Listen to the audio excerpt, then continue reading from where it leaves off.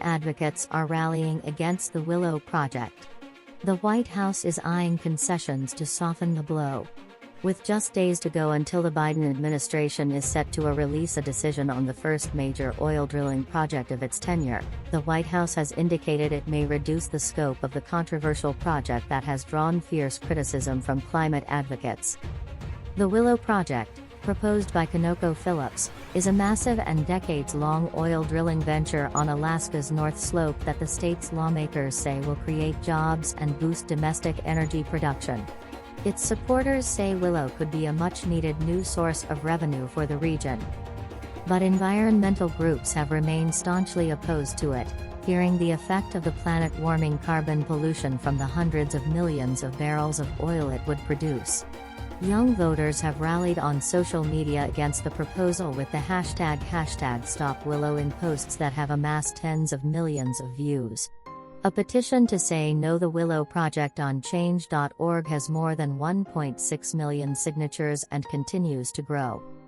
They say the approval of Willow will deal a significant blow to President Joe Biden's climate credibility after he pledged in his campaign to end new oil drilling on federal land.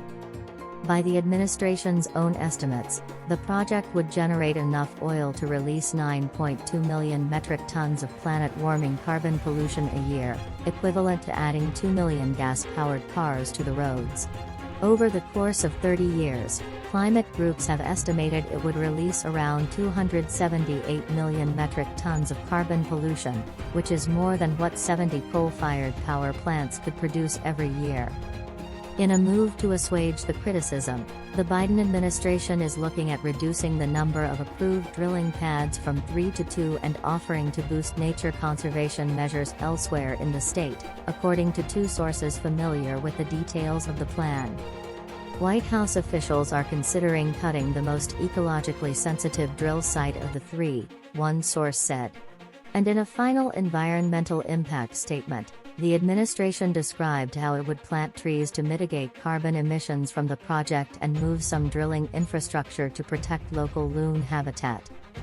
A White House spokesperson declined to comment on the discussions. A final decision on Willow is expected next week.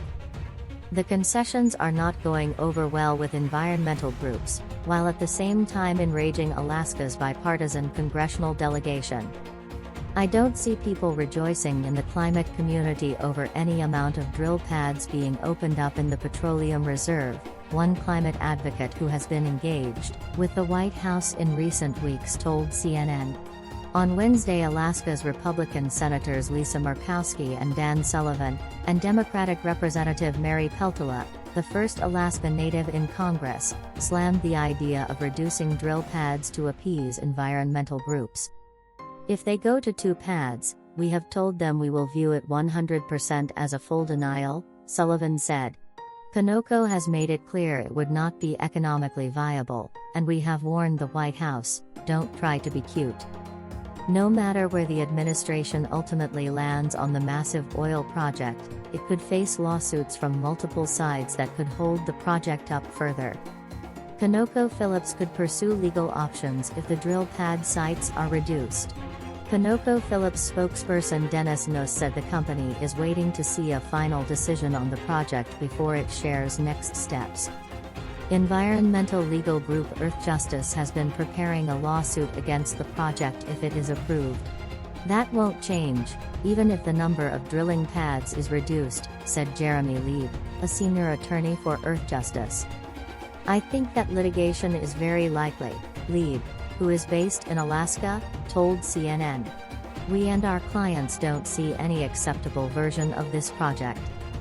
For climate groups that have been celebrating monumental wins in Congress under Biden, the Willow Project represents a galvanizing moment of a different kind. The League of Conservation Voters last month launched six-figure television and digital ad campaign urging Biden to reject Willow. LCV's Senior Vice President of Government Affairs Tiernan Sittenfeld told CNN her group is not negotiating with the Biden administration for a reduced number of drill pads, they still want to see the project canceled. It clearly flies in the face of both his incredible climate accomplishments to date and his goal of cutting climate pollution in half by 2030, Sittenfeld said. Such significant swaths of the coalition that supports him are deeply opposed, and we're seeing that this is incredibly galvanizing for young people. And activism against the project has surged on social media, with 50 million direct views of #StopWillow videos on TikTok alone in recent weeks. Climate advocates say that as Biden gears up for the 2024 election, a decision to approve Willow could risk alienating a base of young voters. It could also galvanize a widespread movement against a new fossil fuel project, like the resistance to the Keystone XL pipeline during the Obama administration. There's a specific thing happening in a physical place. I think it makes it feel more real, said Jamal Rod, co-founder and executive director for climate and clean energy group Evergreen Action. I do not see one new voter for the Biden administration for approving the largest American oil extraction on public lands. Cooperation goes both ways. The politics of the huge Alaska drilling project are messy, both inside and outside the Biden administration.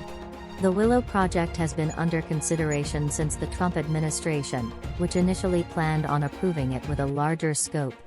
The Biden administration has pursued the project with a smaller footprint.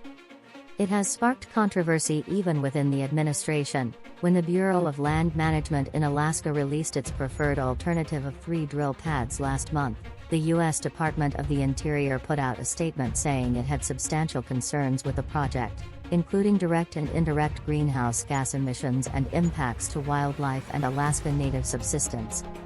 Alaska Natives are divided on the project. While the project has been largely opposed by the nearby Alaska Native village of Nooksit, which some villagers evacuated last year during a gas leak from another ConocoPhillips project in the area, it has garnered support from other Alaska Native tribes and officials who want the jobs and revenue the project could bring to the North Slope, which could boost the basic services for people that live there. Nagruk Harkarek, president of the advocacy group Voice of the Arctic Inupiat, said Tuesday the project has majority consensus among Alaska Natives on the North Slope. We utilize the jobs that projects like this provide, he said. They provide income for the families on the North Slope. Harkarek also said he doesn't believe the project would negatively affect subsistence hunting for animals, including whale and caribou. As the subsistence hunters of the North Slope, we would not support a project that threatened our subsistence livelihood, Harkarek said, adding that subsistence hunting and resource development are not mutually exclusive. When you talk about environmental justice and protecting the environment, us Alaska Natives are part of that environment, Alaska State Representative Josiah Potkotak, who has no party affiliation, said on Tuesday. We're asking the president, his cabinet, all those involved in the decision-making process to keep that in mind. A final decision on the project is expected next week. White House Press Secretary Karina Jean-Pierre last month said the final decision on Willow rests with Interior Secretary Deb Haaland.